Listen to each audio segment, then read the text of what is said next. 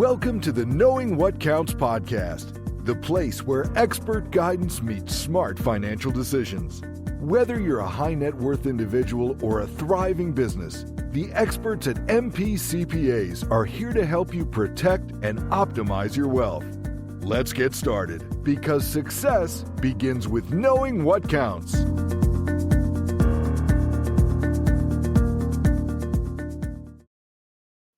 Navigating tax residency rules can feel like a game of musical chairs.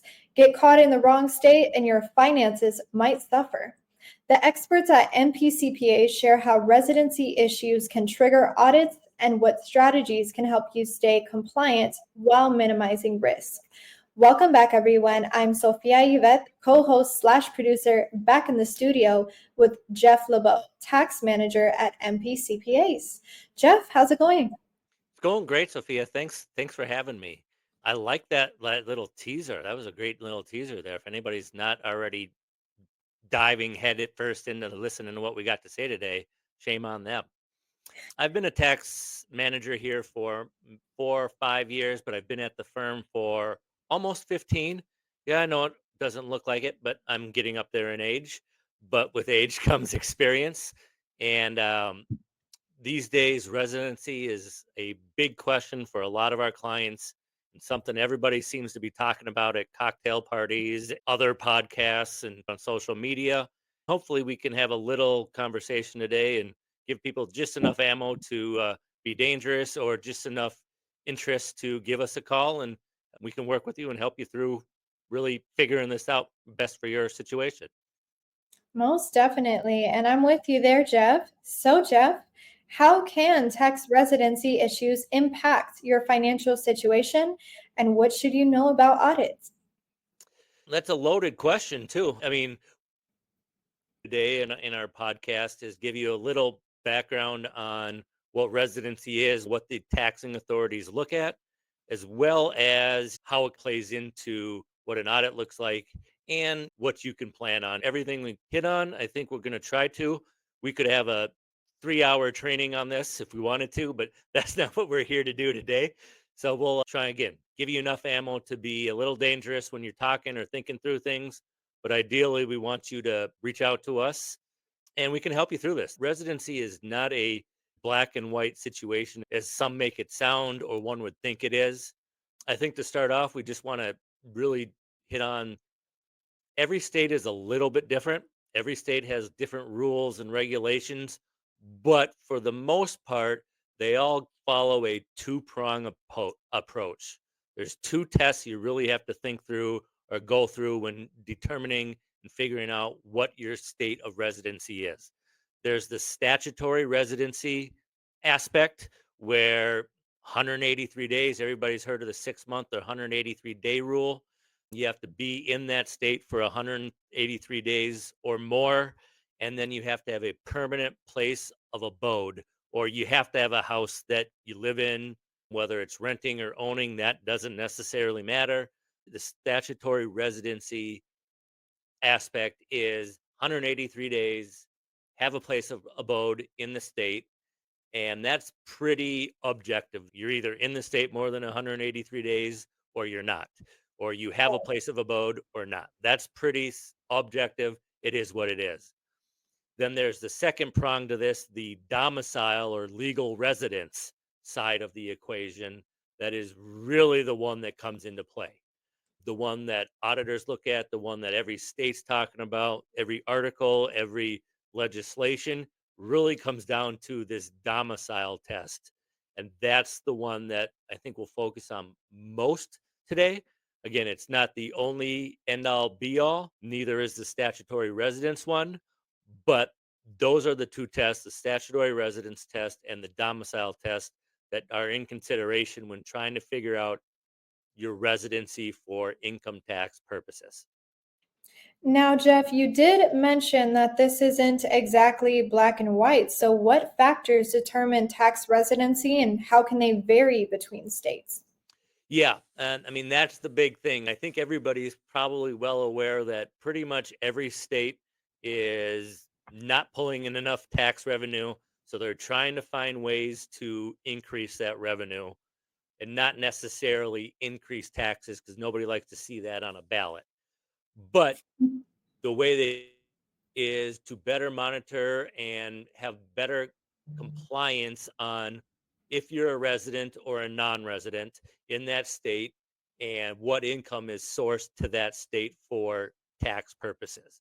So they're not increasing taxes, they're just increasing the collection and the compliance more so to making sure that people are abiding by the rules. And the big impact in the states is when states do increase taxes, or for Massachusetts purposes, last year they implemented the millionaires tax or the 4% surtax on residents in the state. That's just an example of what some of these states are doing to help increase that tax revenue. And the big thing we see on the states is that the states you're moving to, love to have you. They're not making any stinks about it. Come on in. We'll tax you on whatever we can. You're a new resident to our state. It's the state that really comes into play when you're getting into state audits and how it really impacts you. And the biggest factor or the biggest kind of cheat you can have here is the state you're leaving. You have to leave, not only leave that state, but land somewhere else. Right there, that's the key here. People just think, well, I'm going somewhere else for more than 183 days. I'm not in Massachusetts, or I'm selling my house, but I've got a house in 3 other states that I'm spending time in. That's great. But if you're not establishing a residence or domicile somewhere else, that's where you're going to get into trouble with that state you're supposedly leaving. I'm not sure if that really answers your question, Sophia, but I think that's the thing we need to consider here when talking about residency. It's just not getting out of your state, but establishing yourself somewhere else. Well, Otherwise, that state is gonna continue to come after you. I would say it most definitely shines light on the question for sure.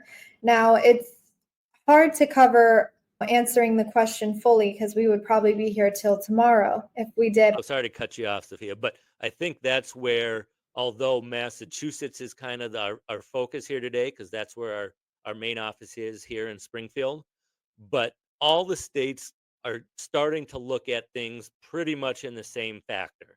They want to get that as much sourced income. And if you're not showing us that you're really moving out and changing your lifestyle, you're still here and you're still subject to those residency rules. And every state's pretty much the same on that front. Now, how do state residency rules impact tax liabilities for individuals with multiple properties? Yep. So when it comes to the residency, is that you have your home domicile, your residence, and then you have other properties that could be in other states where you might have to file what we call a non-resident income tax return. The way the taxes work on that is pretty straightforward. Your resident state, your domiciled state, gets taxed on all your income, and the non-resident state is only taxed on the sourced income to that state. The argument, the discussion, the debate always is what's my resident state versus my non-resident state, and that kind of dictates who gets the bulk of the tax or who gets the first dib at that tax liability. And so when dealing with residency, again, if you're not establishing a resident in a different state, you still are considered a resident of the old state, of which they might get first dibs, or they have the first right to all that income, or they'll tax all that income, whereas the non-resident state only taxes that sourced income. So that's where the play comes is where's your resident state? What are you, a non-resident? Should you be a resident? Should you be a non-resident? Those are the things you have to think through when not only moving your life and changing your lifestyle, but starting businesses in other states, owning rental properties in other states, all those other things that come in when you're doing those activities in a non-resident state that you really have to think through. And that's where we at MP CPAs can really help you navigate those changes. It's not as simple as, oh, hey, you know what? I want to retire and I want to move to Florida. Well, that's great. We want to help you do that. But there's several things you got to think of both before you move, after you move, that go into that to really determining where that tax is going to be, right? These states, almost all of them, there's still a few states out there that don't tax you on personal income, but for the most part, states do, and they all want their part, right? So it's our job to hopefully help you kind of really determine how the best go about that to avoid those audits. I know we're going to get into that here in a little bit, but there's no right way to move your residency or change your residency. It's a situational basis, and you just never know what you're going to get out of these audits. But fortunately or unfortunately, we've been through a lot of them, and we're here to help. And what proactive steps can individuals take to reduce the likelihood of an audit? Two things: work with a tax professional, right? That's always step number one. You don't have to go at it by yourself.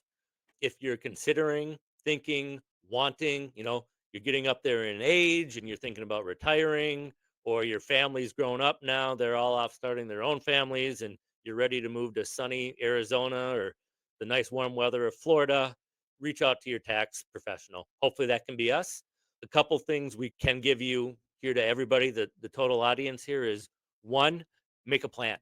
Have a plan of when you want to do it and start early, right? If you just all of a sudden wake up one day and say, I want to move tomorrow, well, it doesn't give you a good chance to plan. But most people, whether that's age, job, family, maybe they're thinking about selling their business, things like that, that of ahead of time.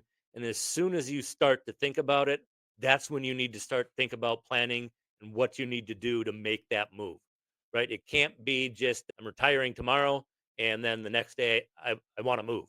You really need to start thinking about it months, years in advance if that's something that's of interest to you. Most people, most of our clients know, or most of our clients maybe already have houses in other states, in other regions, in other countries that they own, that they vacation at, that could be a possible moving place.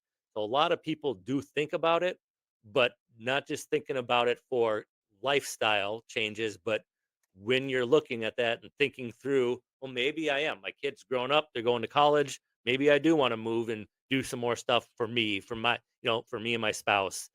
Those are the times you need to start thinking through. And a couple of those things is clearly planning to move, right? All the expenses that go with to that into moving, all the expenses and thought process that goes into, well, what am I going to do next? If I'm retiring from my job, what am I going to do with my time? Right? That could dictate where you want to move. And that could dictate a lot of the residency issues we see in audits, right? In audits, a thing we see a lot of is the auditors will ask you and say, show me how you've moved to Florida from Massachusetts or Texas or whatever it is. And to do that, you're going to have to show them receipts for paying movers. You're going to need to show them, hey, I've changed my license and registration, both personally for my vehicles. I've changed insurance companies. I've changed doctors. I've changed, where I rent my movies from. I've changed where my bills get paid from. All these little things that, there are checklists out there. We have checklists that we can work with you on. And those are all little things that you'll need to do to establish that new residency in a new state. Those are things you can start thinking through before you move. Like, okay, I got to change utilities, or okay, I should probably be looking at new doctors in the area I want to move to. Things like that are what the auditors, and if someone was to go through a state residency audit like this, that you'd really have to think through and have documentation and support for.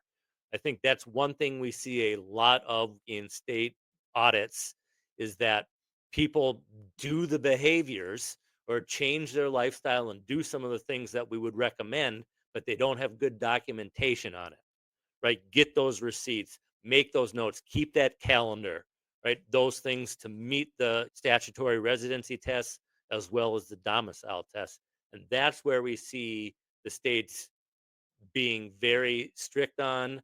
And what can turn out to be a long, lengthy process is if you don't have that support, but you feel and we've done everything you need to do.